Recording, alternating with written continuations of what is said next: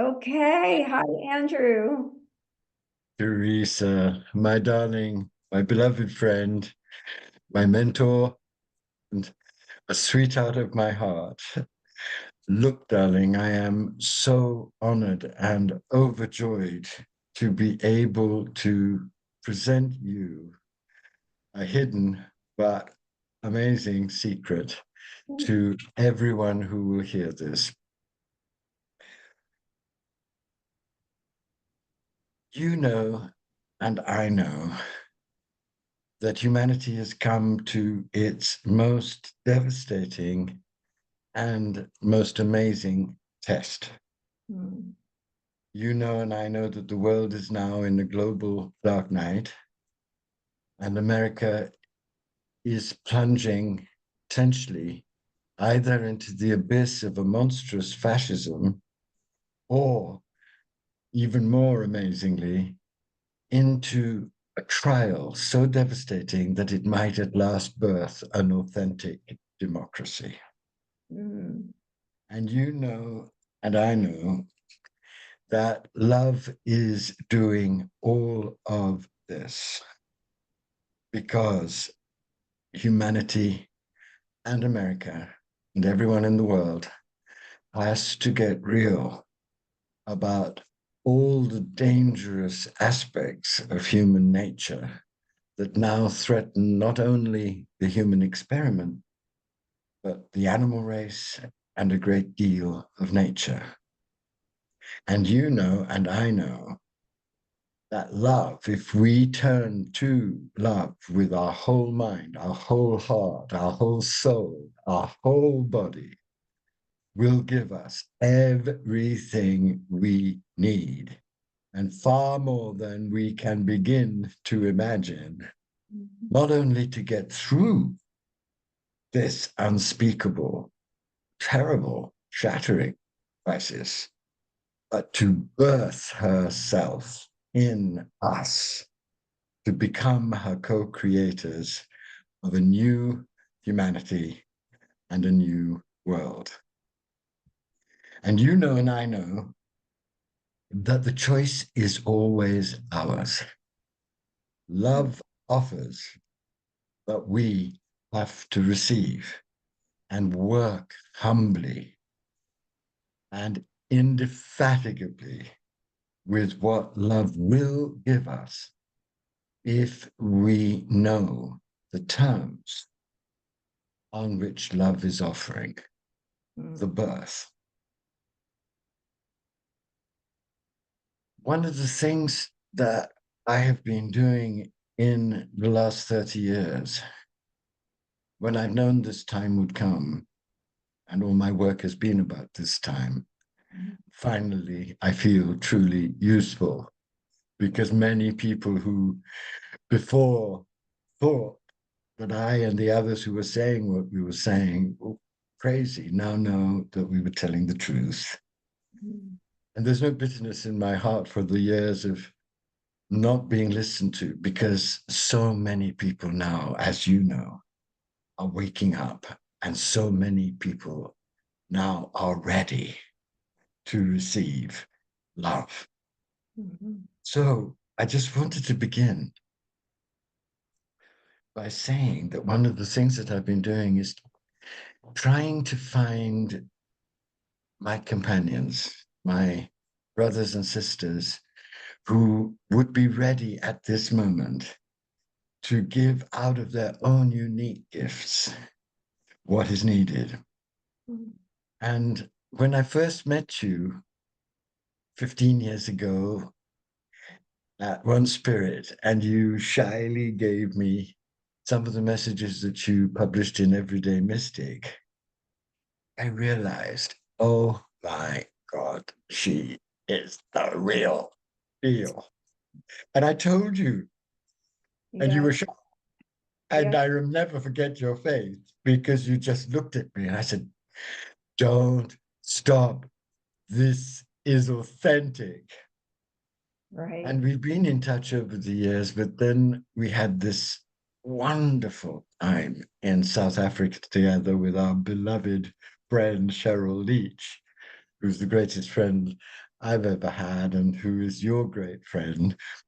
And I got to know you at a much deeper level. And I got also to receive from you Mm.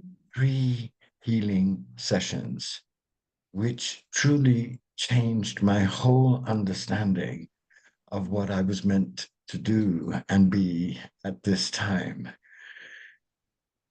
And I realized from that marvelous encounter with the depth of you that not only were you an authentic visionary of universal love, that you had been forged through the enormous challenges and difficulties and terrible ordeals of your personal life, and through the sincerity of your true belief and faith to be a truly great healer, someone who is being used by love to give her messages to the world, but also directly used by love to communicate to those who turn to you in your healing sessions truths that can completely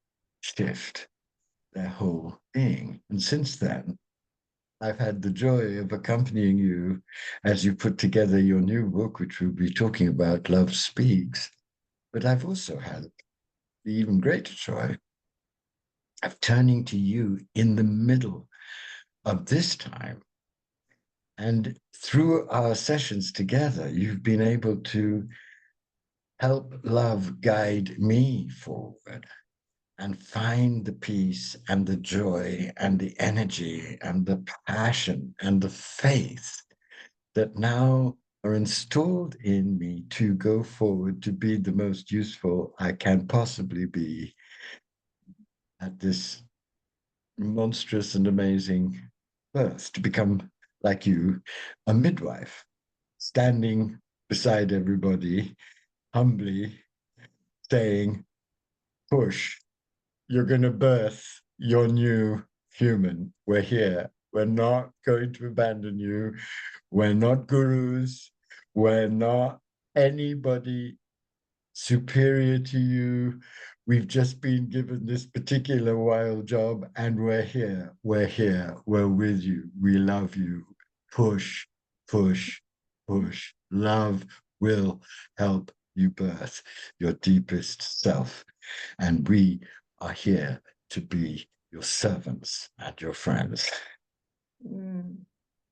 And one of the greatest servants and friends of love is a woman whom I know you love, Hadovich of Antwerp.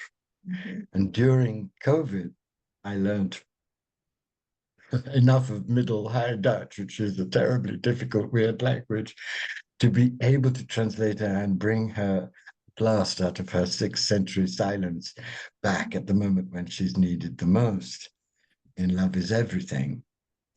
And this is one of the poems, and this is for you.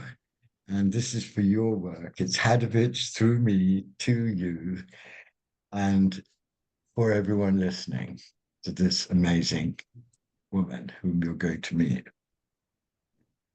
Love's silent spoke at last, the hidden word. It has kept for me through all eternity.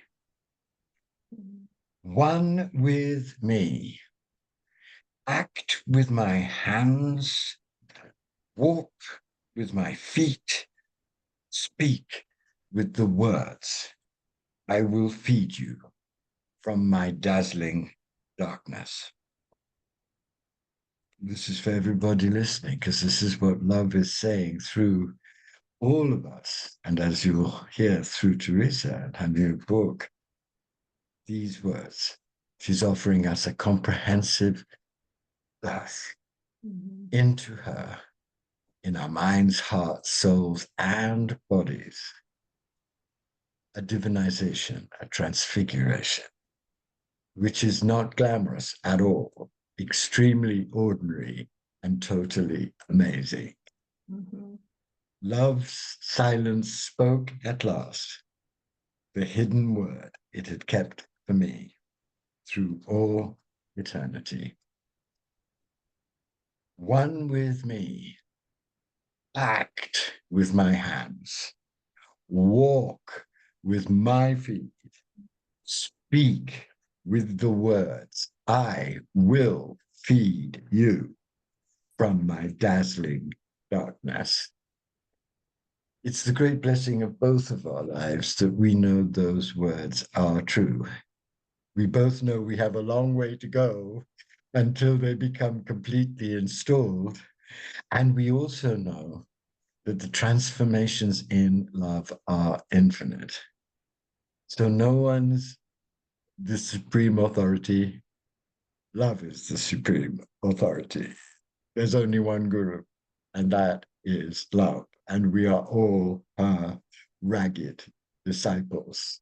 But if we turn up, amazing miracles happen and happen often.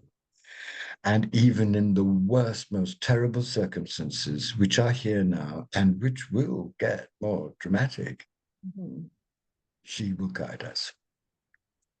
So, Theresa, bless you for your amazing work. Bless you for your life. Bless you for being willing now to go public, because I know you are a deeply private and deeply hidden person, and you've chosen that because that's been the ideal crucible for your own formation. But I know too that you've come to the moment where you really know you have to share what has been given to you because you know that the time is now.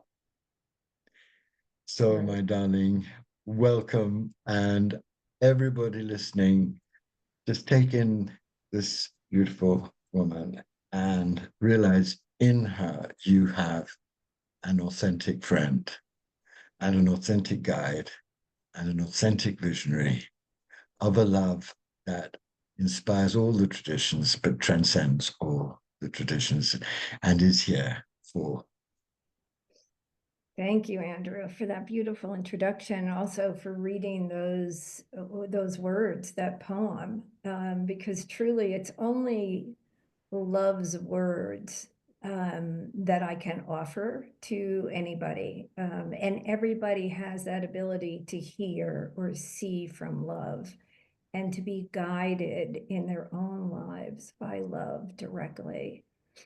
So my offering is what I have heard over the past 25 years and seen, what I've heard and seen from love directly, which has guided my life. And I love the word, what was the term you used for us? Like ragged, we're like ragged prophets. I mean, we're just these, It's, all of us, all of humanity. we're all ragged. And raggedness is wonderful. We're not meant to be perfect. We're going towards wholeness. So true. And it's all about recognizing our own divinity. And like you've taught for so many years, the marriage of our divinity with our humanity. And these are the things that Jesus has shown me directly and allowed me to feel, which is essentially the only thing I have to teach, is what he teaches me, which is about love and forgiveness and the profound impact that can have on our own lives. And that's where it all starts. I mean, all the work is inner work.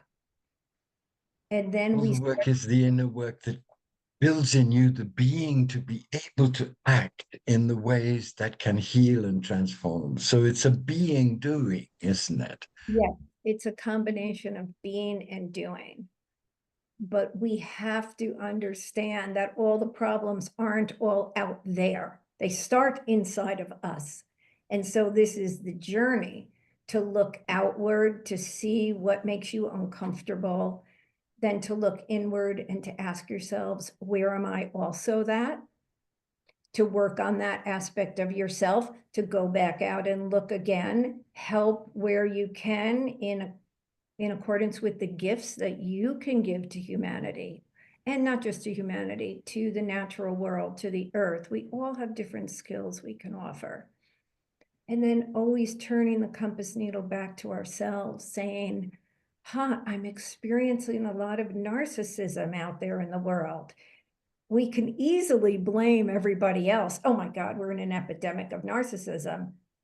But that just deflects from our own work. We really have to and say, wow, that's really harsh. It makes a lot of people not just uncomfortable, but it can really profoundly hurt a lot of people. But then we have to look back at ourselves and say, where do I have some narcissistic tendencies? Maybe they might not be as egregious as what you see outside of yourself, but that's deliberate too. What we see outside is like a funhouse mirror of what's inside, because we're constantly creating the world we see. And that's not an excuse for not engaging with the world, right? So this is the balance. And sometimes we need to pull inward and say, no, I need to heal from this, do my own work. But then we go out into the world again and say, okay, how can I help? It could be working at your local food pantry. I mean, it could be actually the greatest gift we're giving is that work that we do on ourselves, because the more that we actually can become the loving, kind, compassionate being that we so desperately want to meet out in the world, that we so desperately want to see embodied in the world's leaders, all of it starts with us. And all of it starts with you. And I would love to, at the beginning of our conversation, just to ask you to share with us a little bit of the essentials of your journey from your very difficult childhood to claiming your gift, to working on it, and to discovering the range of it. Because Right. I think your journey has been a very beautiful and unique one in some ways, but I think it's also the journey of all of us and of so many people who have been through terrible things but are now discovering that love has given them very important, sweet gifts to give to everyone else. And I know that many of the people listening will be people who are beginning to discover the kinds of gifts that you've discovered and matured in you. Right. And, that's the reason I wrote Everyday Mystic, the first book, is That's a because great book. I love that book. thank you, everybody. Everyday Mistake. That's it. That's the most wonderful title because everyone is a mystic. It's the last closet we have to come out of, isn't it? Oh, it's so true. And I wrote that back in 2015. And it's on Amazon still, so if anybody wants to read it. But the point of it was that we are all mystics, that Yes. I am not special and you are not special. The No. ability to hear, see, or feel the divine, it's everybody's birthright. But we need Yes. to come, well, in 2015, it was about coming out of the closet. Now it seems to be ubiquitous. So I love that this idea of being an everyday mystic, being a prophet in the world is now out there. It's more popular to talk about it. Well, it has to be because that's the birth of the new humanity. The birth of the new humanity isn't a birth of new grand beings. It's the birth of everyone into their essential selves together to deal with an amazing crisis which we created out of our rejection of this central, ordinary, extraordinary truth. That's right. And to understand we are the grand being. There is no grand Yes, plan. Grand plan is yes. for each of us to wake up And to that's what they've been trying to tell our us all this time, but we've elevated them, projected everything we don't want to live in ourselves on them in what we've called the golden shadow. It's right. time to take back the projection and to realize you are Jesus, you are with me, they live in you. They're telling you you can be as amazing as you think they are. And isn't that what Jesus said? I mean, he said, Yes. these things that I can do, you can also do. I mean, that's my No, parent. he said you can also you could do more. And you could That do, I rem Yes, I must say one of the most hilarious conversations I've had in my life was with an evangelical, very fanatical. I liked him, but I said to him, "Well, how do you deal with Jesus saying, 'What I do, you can do, and you can do more'?" Mm. And he was honest. He said, I wish Jesus hadn't said that. And I said, well, I think it's the whole essence of Jesus's message. So it was a wonderful moment, because if you idealize these great figures, you miss the intimacy with them that you've had and I've had through Astounding Grace, in which all they do is tell you, you're amazing. Become amazing. I'll help you. I'm your brother or your sister. I'll be by your side and I'll give you the chutzpah and the revelations you need to claim your ordinary divinity. Let's get going together. It's so true, because when Jesus showed up to me,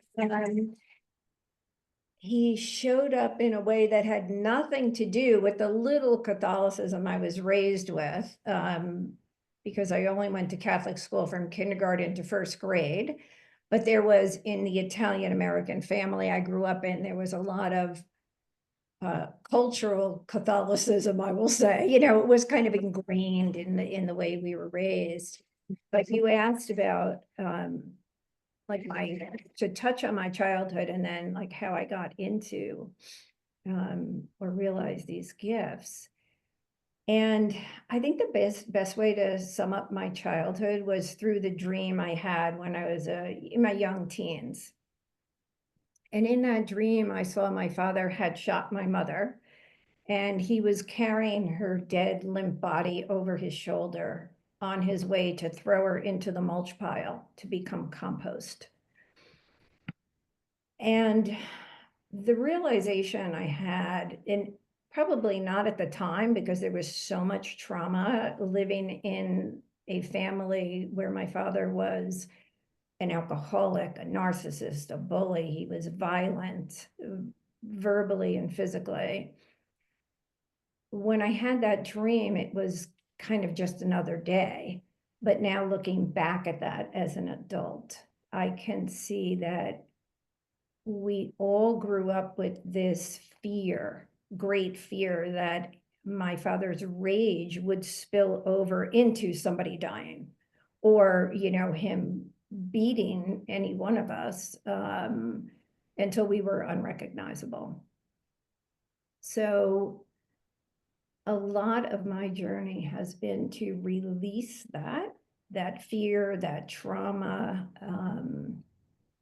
the idea that anything that goes wrong must be my fault, that I can never do anything right, because if I did, then my father wouldn't be angry. You know, it's a unfortunately a personality type. I mean, and I know I wasn't unique in that kind of upbringing. God, half of my clients have been through appalling sexual and physical abuse. It's an epidemic. It's terrible. It's terrible.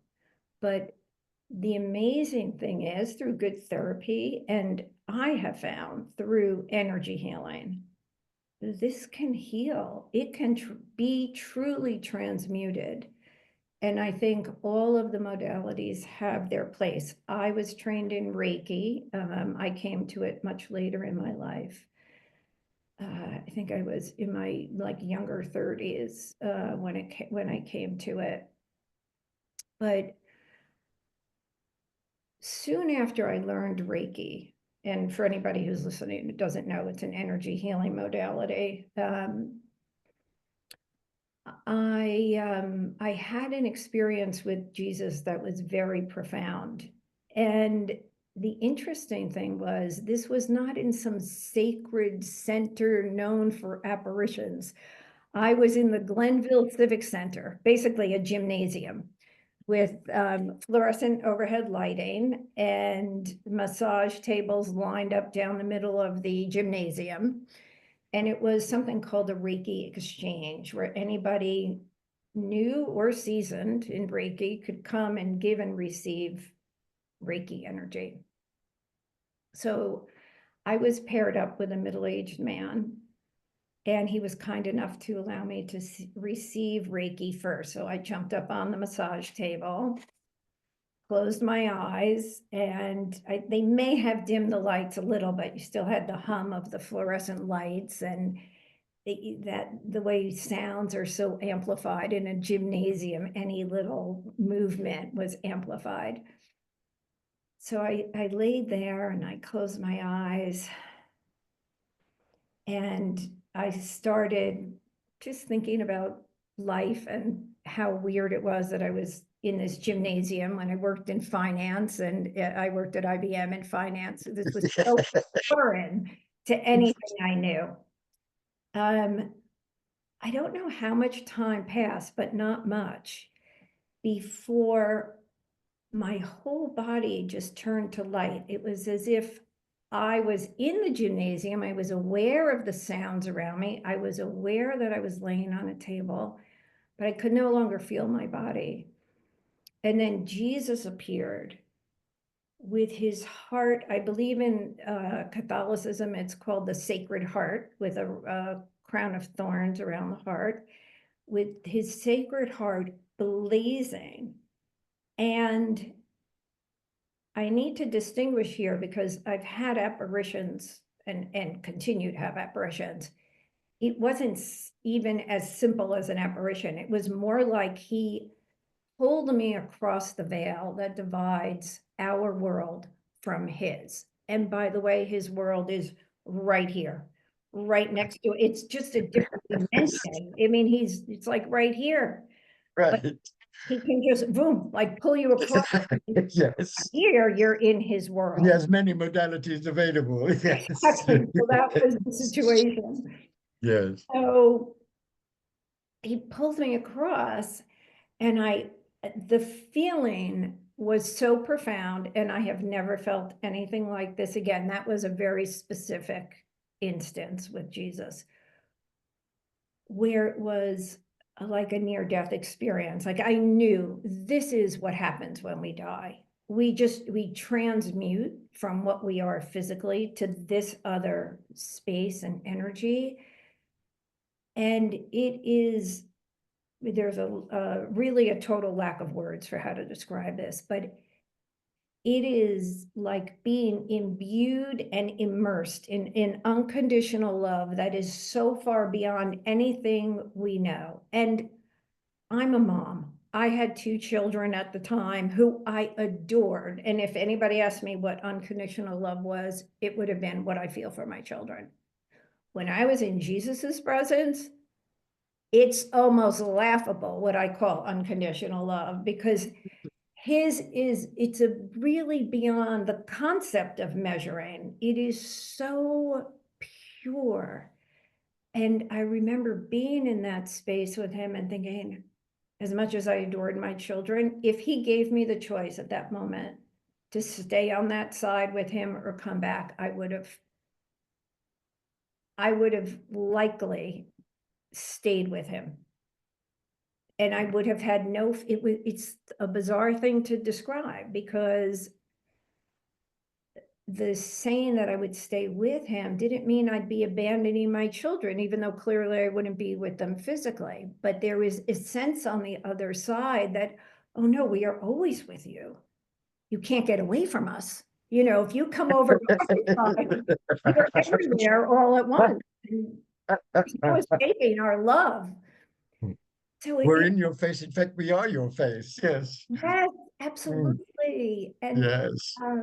it was so profound. And what he communicated to me when I was in that space, but he communicated without words, was that the meaning of life is very simple. It's all about love. That's it. All the multiplicity, all the diversity is there to teach us to love unconditionally. We have to learn this one thing. And so that was back in 1996 that I had that experience. Since then, my life has been devoted to teaching this, well, first, before I could teach it, to embody that. That's much harder than teaching it, because I could, Yes. but let me tell you what, Yes. but to live it is a whole Yes. other thing. So It's been a combination, like you said, you go out, you come back in, like you have to do, but you have to Especially, darling, I think it was difficult because the very experience that opened you up to him was the experience that you then needed to heal. You yes, had a terrifying, abusive childhood, right. and Jesus came to you when you were working at IBM in a Reiki gymnasium. And then you knew that you had to begin a very rigorous path of healing the pain and rage that you felt Mhm, with your father. And that's where I believe that you discovered incrementally one of the mhm. great messages of your book, Love Speaks, that forgiveness is the path to liberation. Forgiveness is the path to total freedom. This is the unanimous testimony of all the great mystical traditions, but it's most especially potent in the heart of the Christian tradition because of Jesus' own terrible and amazing life. As Right. Jesus saying on the cross, Father, forgive them, for they know not what they do. And for many of us, that's the moment when the resurrection begins. Because it's Yes. the moment when the resurrection begins in our own lives, when we can accept the unacceptable and find in our hearts the capacity to bless and wish the freedom from pain for those who've caused us unspeakable pain. Yes. And those are Jesus's two messages in the 25 years I've been doing this, and I have delivered thousands and thousands and thousands of messages. They always have two themes: love and forgive. And of course, forgiveness is implicit in unconditional love, but we need to separate them because we can't just jump to unconditional love. I mean, maybe you My could, God, that would be fabulous, but most of us need to learn forgiveness. all of us. I'm sure even he And had then, to learn. well, so interesting too that you talked about forgiveness and resurrection in the same sentence, because in another sacred experience with Jesus, I was leading a peace meditation for a large group at the Wainwright House in Rye, New York. And during that meditation, he took me, well, first of all, I saw him on the cross, which everybody, it's just such a terrible image. And never one that spoke to me like about Christianity or anything. I just thought that's just a horrible thing to happen to anybody. But I saw that image in this meditation, and as I was channeling grace to this group. And Jesus at that moment then took me into him as he hung on the cross and allowed me to see through his eyes. And the most amazing thing was that although it was like a very dusty air, like a dusty plane that they were on, and people were kind of covered in dust, their clothes, their hair was just everywhere. But when I saw through his eyes and looked out at the people gathered at the crucifixion, it was as if everything was crystal clear. Once he said those words, forgive them, they know not what they do. With those words, all the dust dissipated. Everybody was crystal clear, like they were newly unwrapped gifts unto themselves. And Jesus communicated to me during that experience with him over and over again. He said, forgiveness releases all karma. Forgiveness releases all karma. Forgiveness. That was it. His forgiveness totally wiped clean the karmic slates of everybody at the crucifixion. And I repeat That's, that to that's myself it. often. Yes, that's it. That is forgiveness is our way out. And instead, we tend to do the opposite. We hold self-righteous indignation, anger. And I think the Buddhists say that anger and unforgiveness is like holding on to a red hot coal you intend to throw at someone else. It makes That's it. When you're speaking, I was remembering an amazing moment that I had with the Dalai Lama. I was sitting with a group of people with him, and someone came in. An amazing man came in who'd been one of his own doctors when he was a child and who'd been in a concentration camp in China for 20 years. And His Holiness was weeping with joy to see him, and he was weeping with joy to see his beloved. And then he started to sob even more intensely, the man. And he said,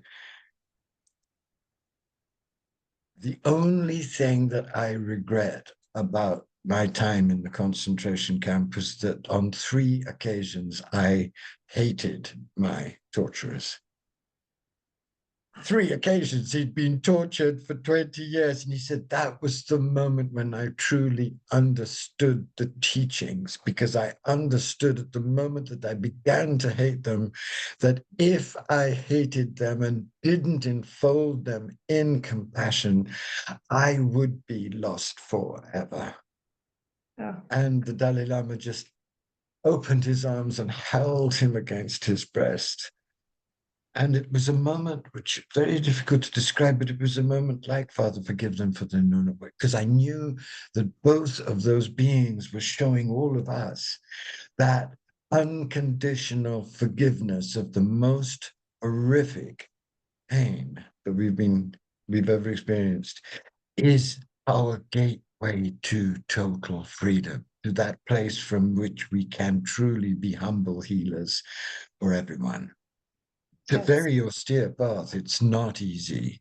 In fact, it's supremely difficult. But if you practice it daily, when it's needed, and it's going to be needed so often in this terrible time, Mhm. it's available. That's what your great book is really about. This book that you've just brought together, and that I had the honor to sit with you in your home and help polish and help shape, which was Right. such a joy, is a manual for how to daily tune yourself to absolute love beyond religion.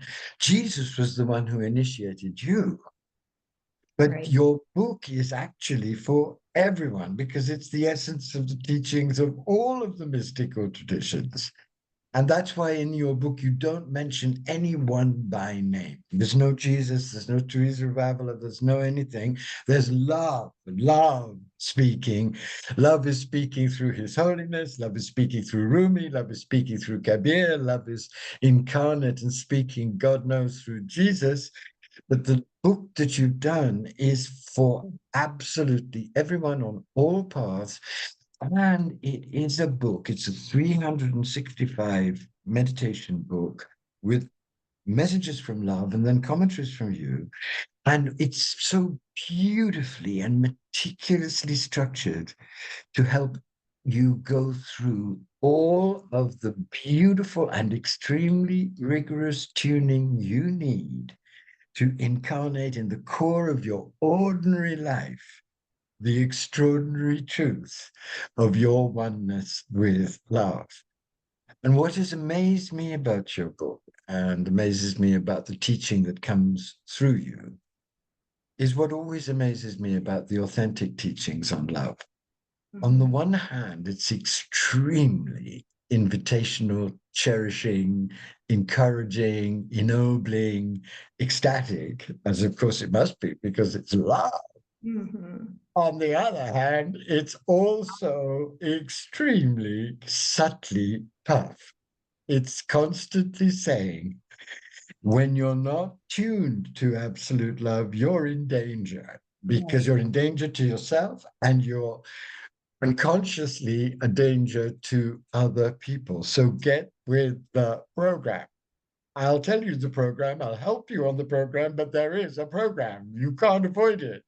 Don't avoid it, because if you do the work which I'll help you with, Mhm. you discover that you are capable of so much more generosity, so much more tenderness, so much more energy of action, so much more love than you ever imagined. So take the walk with me. And that's your book, isn't it? Yes, and, there are no shortcuts to this. I No. mean, sometimes, and well, here's the thing. I shouldn't say that. There are no easy shortcuts, but you have to get on a path. Yes. Love Speaks is one of those paths. Incorporate it with all the other work you're doing. But once on the path, love will meet you there and grace Yes. you with the miraculous. And so you never know when that's there for you. But if you're not on the path at all and you decide to sit home and eat bonbons, it just may take you a couple more lifetimes to get there. I don't know, but in my experience, God does ask you to get off the couch, and take the step. Read the book, learn the meditation, and keep trying. Take the class. You don't know yet what is going to be the door that swings you open into your most glorious, deepest self, like where you and love are one being. And to have that experience just once is enough to keep you going. Because once you have it once, you realize there is a whole different way to live in this world, Yes.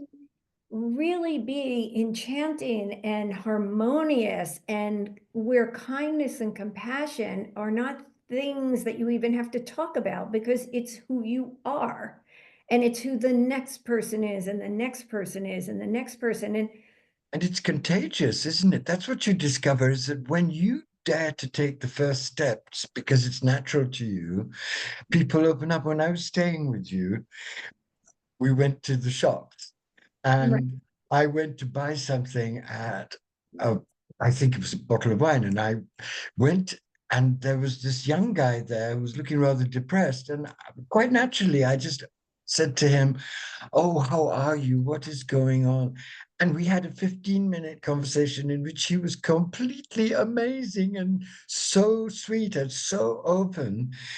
And it was such a perfect example of what you're talking about. That if you take the first step, you'll find that many more people than you imagine are longing to show you their true face. But you give them permission right, unconsciously to be their true selves. And that's when the world turns into a feast, isn't it?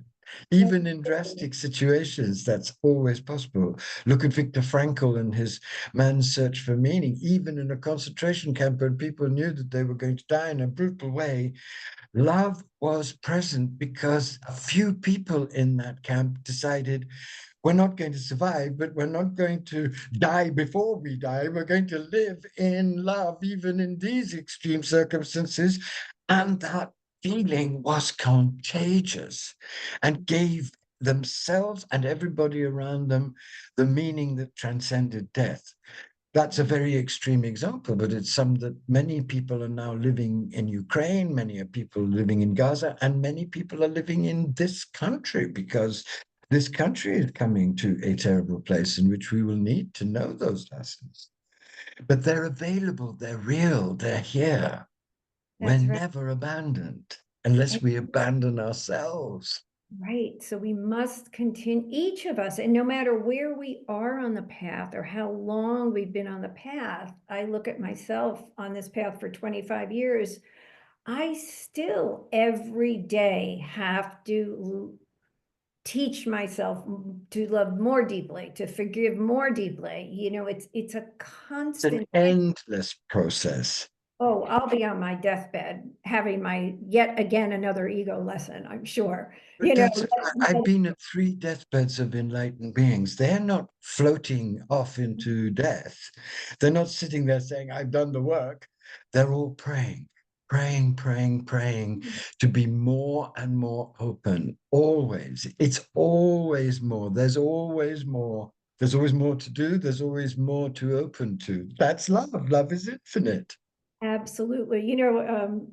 At Can one you read point, some messages from your book to us? Could you end sure, our conversation I by have, reading four I'm messages? Just let it be love speaking now. We've spoken enough. Let love yeah, speak. absolutely. And one that one message that follows on to what you were just saying is I remember early on in this journey, just being exhausted by this whole thing, like inviting love in or like inviting the divine in and then not getting direction or getting frustrated. And I finally said like, oh, I give up. Fine, God, you win. And the response was immediate and clear. He said, it is in your surrender that you also win. And I thought, okay, Wow. surrender. That is not easy for me. And I'm still working on surrender for 25 years. Don't you think, as you said before, we'll be working? There's always more to surrender to, and more of us to surrender to it, isn't there? Absolutely.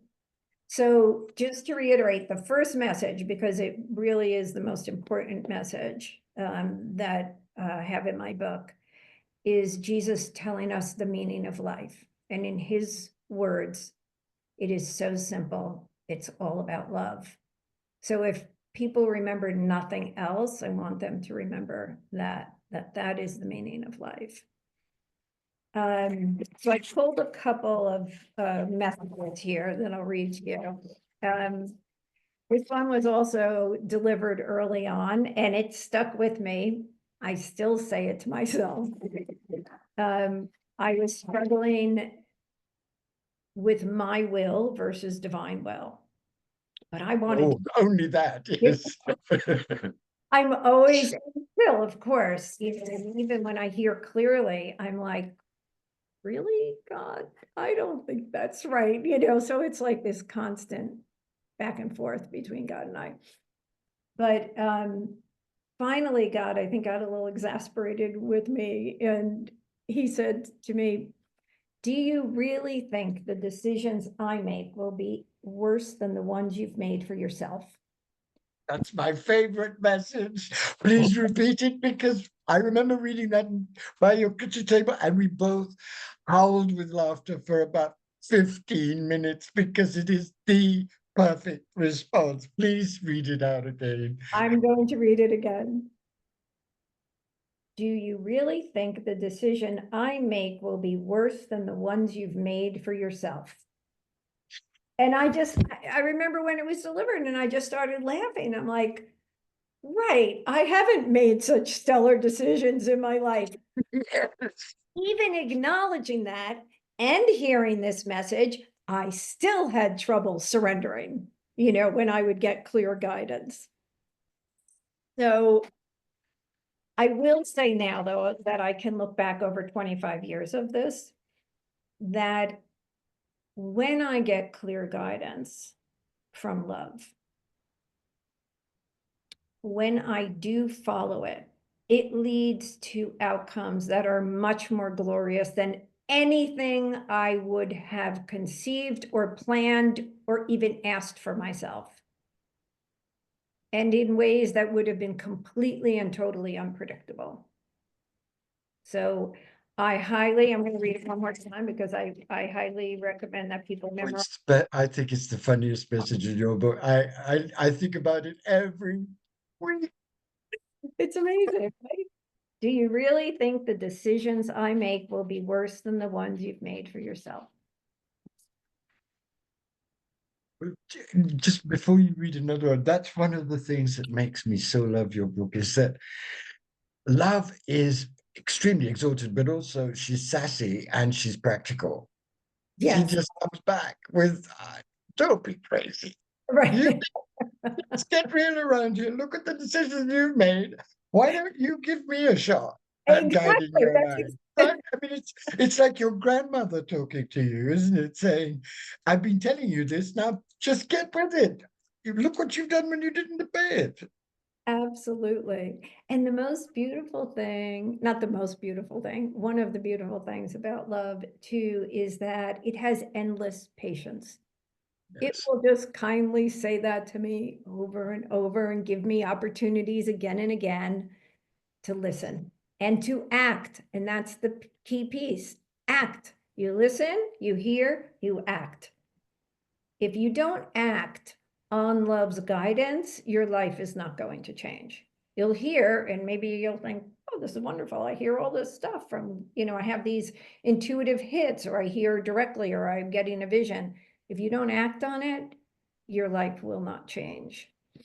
And the world won't change. I mean, we need. And don't you find too that you can fake it until you make it, and you don't have to believe totally in the guidance. What you do have to do is to give it a shot, You have to and give it then it will reveal just how extraordinary it is. You might think, oh well, I'll try it. That's Mhm. enough. Try it. Just try it. And as you try it, it will become more and more obviously true, and you realize, oh my God, it's real. Right. And when love gives guidance, first of all, the idea of like faking it until you make it, it's important That's to be crude, but you know true, what I right? mean. Like, yeah, Move because you have forward. to be honest with other people. It's like, at least say, I'm faking it until I can make it. I'm trying, Yes, but I'm not getting it, yes. but I'm trying. So like to be honest and humble about that. And You can do that with a friend, for example, who's hurt you very much. You can be with them and say, I am trying to get over what you did, and I'm really trying to forgive you. I haven't got there yet, but that's my deepest intention. And that can be immensely heart opening to the other person because you're being vulnerable and honest at the same time. And that can open an enormous space for a new friendship to be built from. so true. And the other thing I've noticed too with divine guidance is that the divine will most often, and in my experience, I would say all the time, only gives you the first step. It doesn't give you the whole blueprint. Right. So it's always building into the process faith and trust. I have a problem with both those things, faith and trust. But I'm learning, to have more faith, to have more trust in the divine, and to just take that one step, and to know that I'm not going to be shown the next step until I take that step. So we very seldom, maybe other people get a whole plan. I never do. I don't get the whole blueprint. Nobody gets the whole plan. It's like Indiana Jones, that moment when he's on the abyss and he takes one step and then the next step appears and he takes that step and the Yes. next step appears. That's it for everyone because we're meant to be trained. We Mhm. have to be trained to be able to embrace the astounding truth that love will always guide us, and that we also have the courage to step into the darkness, knowing the step will appear. That's the training, isn't it? Yes, and I had two visions that underscore that. In one, Jesus was actually showing me it was total darkness, and he was illuminating just one round circle at a time that I was to step on. So the path was illuminated one step at a time. And then in another vision, I was standing at the edge of a cliff, and I had to take that leap of faith. So I took the step, and God's hands appeared. And I said to God, that was easy because your hands were there. And he said, no, my hands were there because you had faith.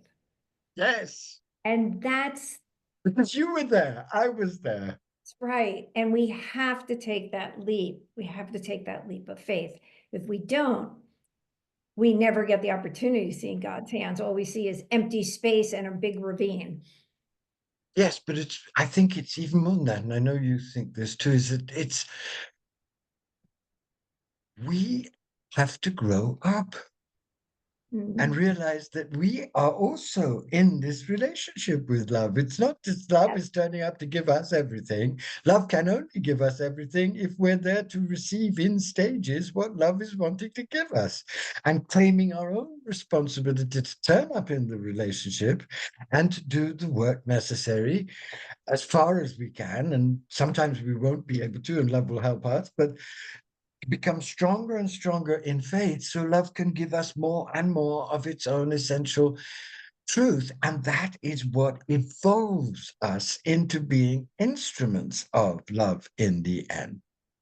Yes, thank you for that. It's a great point, Andrew. Well, I know we're almost like at an hour, so Come on, read you know, another wonderful message. This one, I think is important because of where our nation is and where the world is. So I think this is something that people need to keep in mind.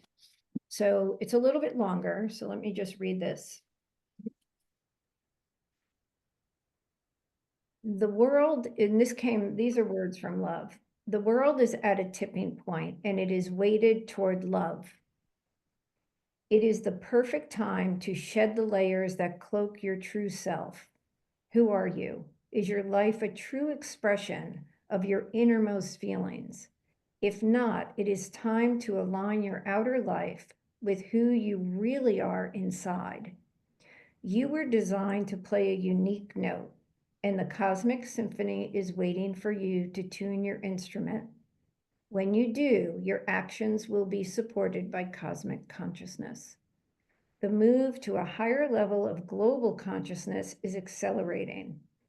As each individual does their work, they help the rest to come along. Do your inner work. Stop playing someone else's tune. Release your true self and let it shine. Let its note play in all its symphonic glory as it harmonizes with the cosmos. We are all waiting to hear the glory of your sound and to see the brilliance of your light. Don't wait for permission. Shed the false layers and be who you came here to be. That's the whole meaning of the Dark Knight, to get you to the place when you're brave enough to just say, I'm going to love anyway, I'm going to dance anyway, I'm going to be my fullest truth anyway, whatever happens. And at that moment, you are born. And marvelous powers are given you naturally, and you can radiate them in ways that will astonish you. And it's true for everyone. It's not just true for those of us who've turned up, it's true for everybody listening to this. They can all do this, it's all available. Absolutely. And the more of us who do wake up, the more layers of ego we shed, the quicker the acceleration toward love. The world is at a tipping point, and that's a good thing to hear. And we are weighted toward love, but that doesn't mean we can sit back. We need to love more. No, it means the opposite. If we're weighted towards love, and love is saying that, then we've got to turn up in a way that we've never turned up yet, totally dedicated to being who we truly are in the eyes of love, and then we'll see. Yes. And it will be glorious. I mean, the awakening it will be a glorious time. And then for the last one, Andrew, I think I'd ask listeners or viewers to just close their eyes for a moment because this was delivered as a meditation. And so if folks close, Before we go through that, darling, after this, I'm going to ask you how people could get in touch with you for your sessions and for the book and everything. So you okay, take it away now, baby. okay. So just allow love to lead you in this visual experience. So this is love speaking. I bestow upon you the grace of knowing who you are. Who you are is a reflection of me, a reflection of the grand design. All the light and love of the creation exists inside of you.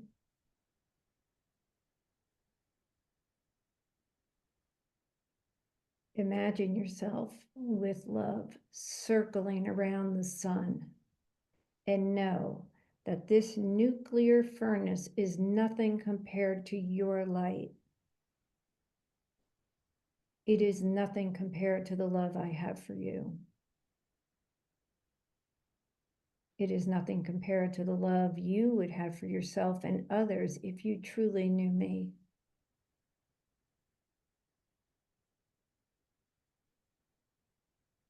Now leave the sun in its orbit and come back down, knowing that you contain the light of 1,000 suns. You are the light of the world.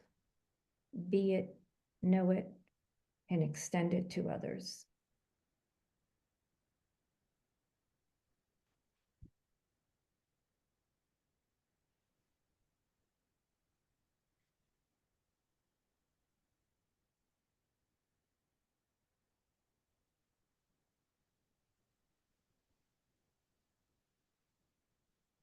you've had a taste of what Theresa can offer and of what she continues to offer me. Mm. And I am begging you to really get in touch with her raw, clear, honest, totally exalted and totally down home, practical way of speaking and acting. Everyday Mystic's available on Amazon, isn't it? It is. And it's absolutely terrific. You cannot imagine how much you get from it. But what I really want to ask you, Theresa, is to open up your practice.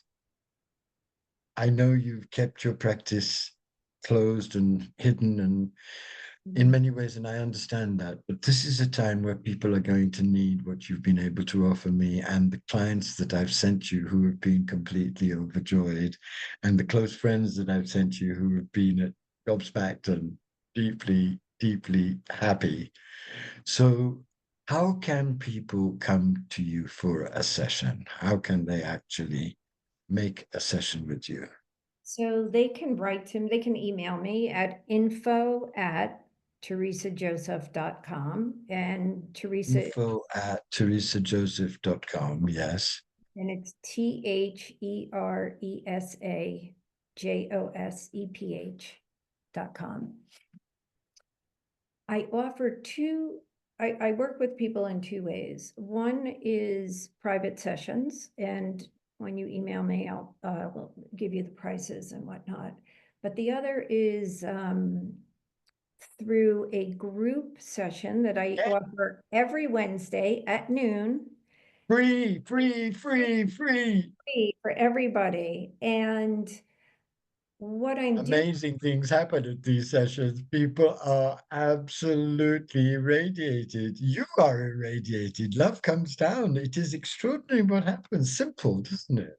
it's, I am opening up to the divine during these sessions, getting myself out of the way and letting love's grace come through for the highest healing good of everyone present. And now we also type into the chat box the names of anybody who's not present, who we know who needs healing. So we're including them in the healing grace. And Please include Trump. Please include we, everybody. we Yes. truly include everybody. Yeah, we should God and Elon and all of them. They need healing. My God. Because we do talk about that need, even those are, even if we're not writing, we're oftentimes sending this love and compassion and God's grace to everybody in the world, and not just the people, like all sentient, not sentient beings, the earth and everything that lives in, on, above and beyond the earth, to our galactic brothers and sisters as well. But those sessions are free. They often are accompanied by a channeled message from love. When are they? They're on Wednesdays, aren't they? Wednesdays at noon Eastern time. I Can they be contacted through your website, through info at Yep, theresajoseph.com? info@teresajoseph.com. Cannot tell you, everybody, how wonderful these sessions are. And I have sent everyone I know in my personal circle, and they are all faithful uh, participants now because it's the field that you and love and everyone who comes creates that gives such blessing, isn't it? That's It's not right. about you sitting there and channeling. It's about you being there as an instrument for everyone to come into the field of love, and everyone feels their own power to build that field and be helped by that field. That's what everyone who's participated, I myself have felt in those Mhm. wonderful meetings. Everybody go to these. It's free. You don't have to pay anything. Right. And It's wonderful. you don't have to RSVP, you just show up, No. but you have to email me so that I could get you on the distribution list. And what you touched on too, it's God's grace coming in, but it's the open hearts of everybody in attendance that expands and magnifies that field. It's hard to imagine how could love's field be even expanded or magnified, but there, and I don't know why this is true, but there is something about people showing up with an open heart that magnifies what's happening. Well, Jesus says it, doesn't he? When two or three are gathered in my name, I'm present. That's That's not poetry. That's true. yes, It's it's the devotionship that we create when we come together that creates a throbbing, radiant field of empowerment for all of us. That's how love works, through devotionship. The that's new right. name I have for relationship, Oh, I devotionship. like that It was devotion. given to me by a great friend in Kashmir. He said, no more talk of relationship, let's have Oh, devotionship. I love that. Yes, it's Beautiful. beautiful. But that's what you're And creating. That's what's being created in these Wednesday meetings, is that everybody comes in devotion to love and experiences the quantum birthing power of love when people are there together and you're helping love speak. and they're all committed to the same path you and I are on, which is to really learning what it means to put love into action, to do. And if the action at that moment is deliberately sending love out to everyone unconditionally, in that moment, when, especially when we're in support of each other, we can get to that place of unconditional love. And it's tangible, and it does make it a difference. It is making a difference. It is tipping the world further toward love. And for that, I'm grateful. For you and that, and And this terrible, amazing crisis, I'm grateful. yes, thank you, Andrew. The Bless you, other way Theresa. and contact me is on Substack, because I have a Ah, very yes. active Substack, and that's really where I'm putting out all of the channeled messages I'm receiving during the Wednesday sessions. I mean, to the best of my ability. It's a lot of work transcribing messages and getting them out there, but you can go to Substack and read the past messages that have come through, and They're astonishing messages. they're Yes. all amazing. And they're all And about they love and astonish you, forgiveness. don't they? I often you ring me up and say, "Oh my God, I didn't know anything about this. This has come through today." You're as astonished by what comes through you I'm as a privilege to know you. It's such a beautiful humility that you have, because it's the right position. I love that about you, Theresa. You're not pretending to be special. You're showing everyone that they too can be channelers at the highest level of love if only they tune themselves. That's right. That's the gift you're giving, and I love you for it. Thank you. My one qualification for this job is that I'm not special. So everybody can be employed like this. I love you, darling. Thank you so much for this beautiful conversation. And may everyone who is listening have received the deepest inspiration from love herself. And please, one more plea. I never recommend anyone, as you know. This is the first time I've ever recommended a visionary or a healer, but I can speak for myself. I love this woman. We're great buddies and we laugh a lot together. But when things get rough for me, I say, Theresa, help me. Let's have a session. And Theresa says, well, I won't be helping you. Love will help you. And then the most amazing instruction comes through, which aligns me. Please avail yourself of the treasure that Theresa Joseph is, the humble, non-special treasure that she is. Thank you, She's Andrew. a great gift to us, and I'm hoping that as many of you as are inspired here will go to her work and derive from it the truth and the inspiration that I have and continue to. Thank you. Thank you, Andrew. Bye for now.